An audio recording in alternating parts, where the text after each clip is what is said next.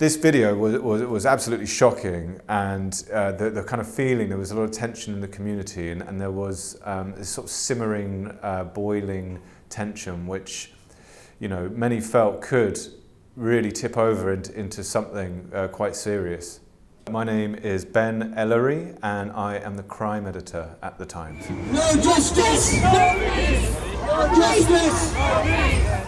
The first video emerged on Wednesday, which was actually a day after the incident happened, and what it showed was a scene of absolute chaos, and ostensibly what it appeared was that police officers were assaulting two people, or two brothers and their mother, and that caused a huge amount of outrage among people. It happened at Manchester Airport, and in the days that followed there were huge protests. People took to the streets in Rochdale and Manchester. We are here today in solidarity with what happened in Manchester Airport.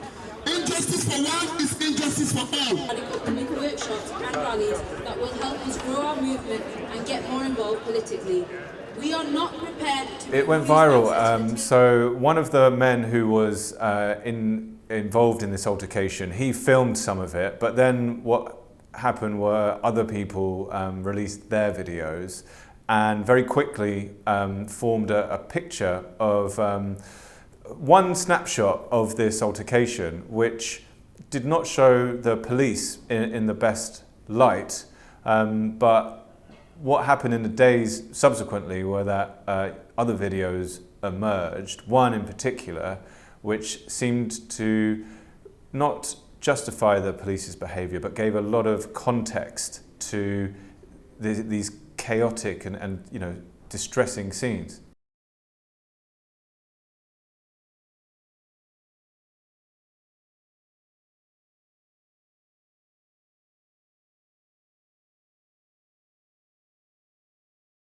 What the second video showed was that the man who'd been kicked in the head, a chap called Akhmed Yakoob, who was 19 years old, he was extremely violent to the police himself, and what we saw was that he unleashed a flurry of punches on a female police officer, and what Greater Manchester Police said was that actually this female police officer, she suffered a broken nose as a result of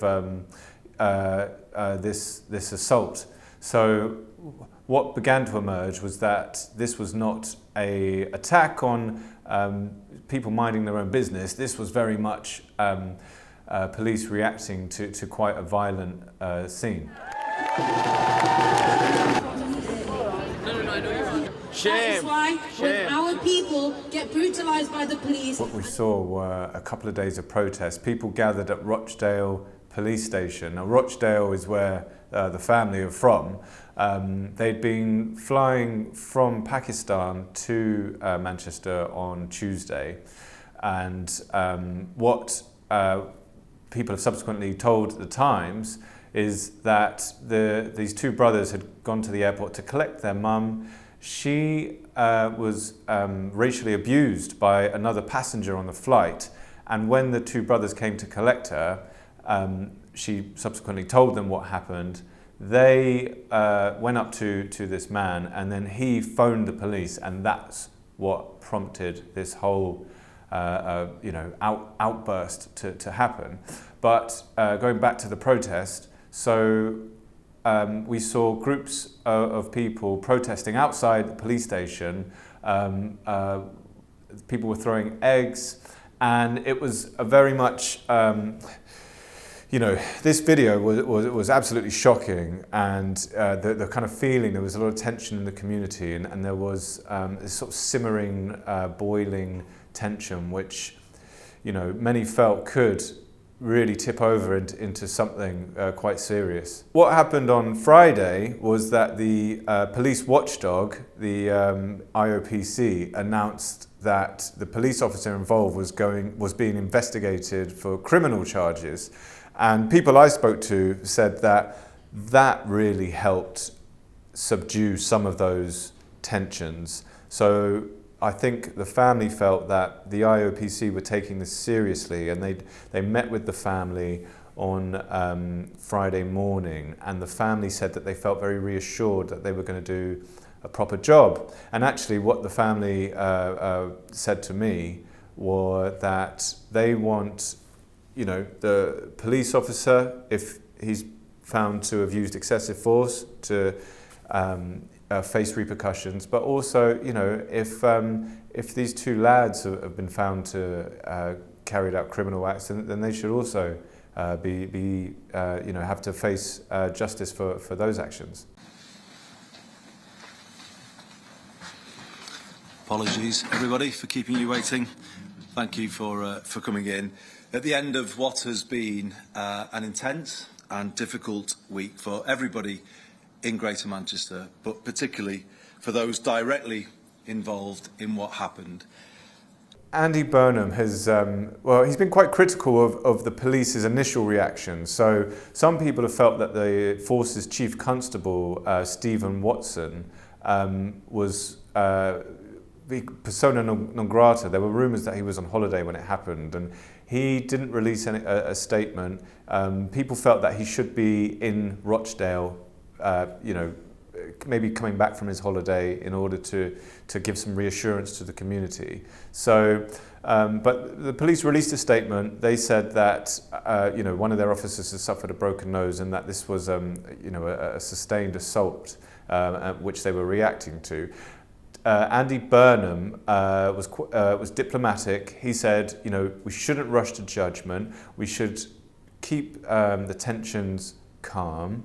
And he had seen some additional footage, which he said gave extra context, and therefore, you know, this one snapshot in this social media age, which can create, you know, huge repercussions. We shouldn't just base our reactions on that. We need, you know, more context. And you know, he was quite diplomatic, but he did criticise the police for not doing more in the initial hours and days afterwards. What I believe to be the overwhelming feeling in Greater Manchester about the need now to move forward with an investigation that is fair to everyone involved, and by being seen as such, brings people back together.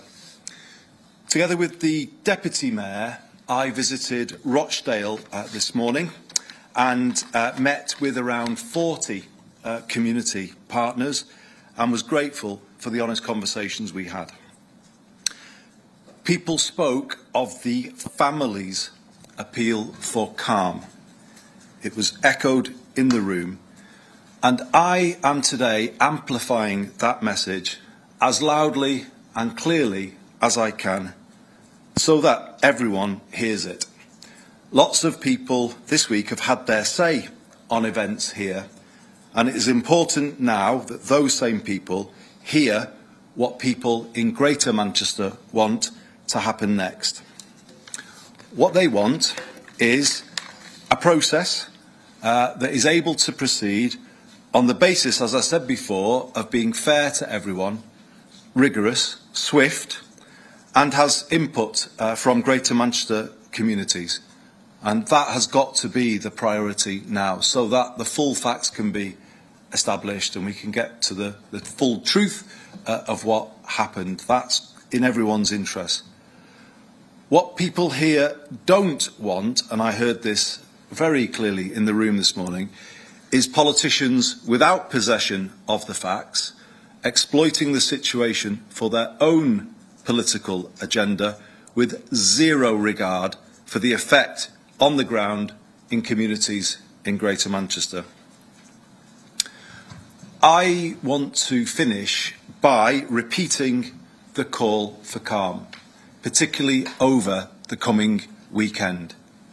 Things are now moving forward, the right steps are being taken, and people's voices are being heard.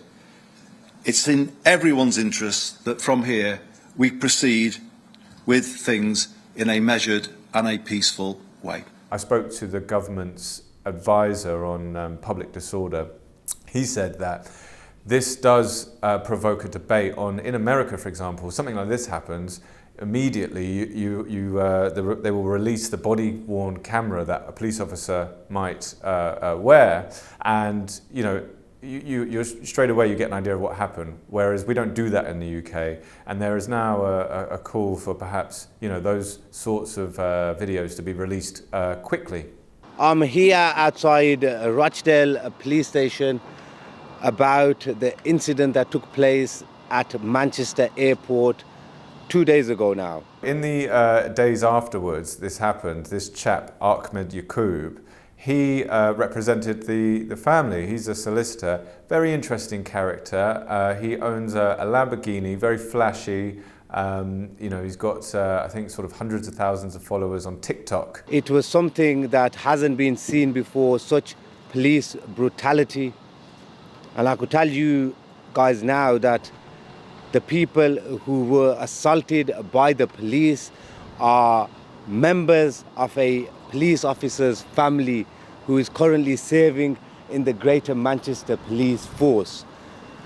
This man is now afraid to go to work.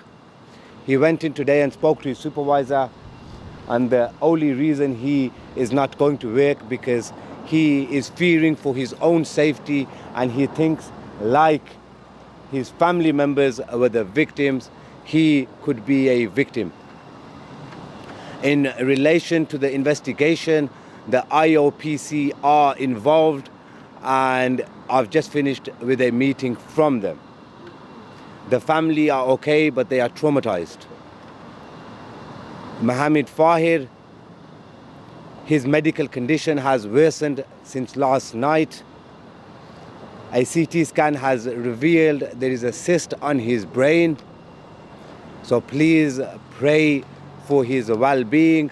Right now, the main concern for us, for me, is that the family receive justice and this no longer happens again.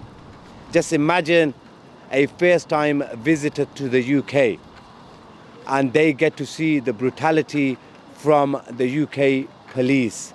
They will not want to visit the UK again. Well, I wouldn't if I see that sort of brutality by people who were meant to be the protectors of the public and not aggressors and oppressors. So it's the early stages right now, and I can't go too much into the actual investigation. But I'm sure everyone here is here because they have seen the videos. And in due course, I will be giving a more detailed statement. But for now, that's all we have. Thank you. Interesting guy. And in the days afterwards, he made a series of videos with the two brothers. And he said that one of them, the guy who'd been kicked, had had a CT scan and they'd found a cyst on his brain. And he was saying that, that could have been as a result of this kick. So what actually has now happened following the release of this additional CCTV is that Yakoob has broken away from the family. It's not quite sure whether he has seen the CCTV and feels perhaps he can't represent them anymore, although he's said that, regardless of the extra CCTV, what the police did can't be justified, or if the family have, for whatever reason, got rid of him. He has released a statement. He says that he's been sabotaged by the media. Not quite sure what that means, but he's certainly an interesting character who's been involved in all of this. No! Justice! No! Recently, the police force was subject to a report which found that the way that they strip searched people in custody was, completely wrong. And they were also subject to a report which found that there was racism in the force. So obviously, there are people who believe that this incident is, just the latest in a long line of prior incidents. But there's a new chief at the top of the force, and he's pledging to turn things around. So this is really going to be a big test for him to see how he handles it.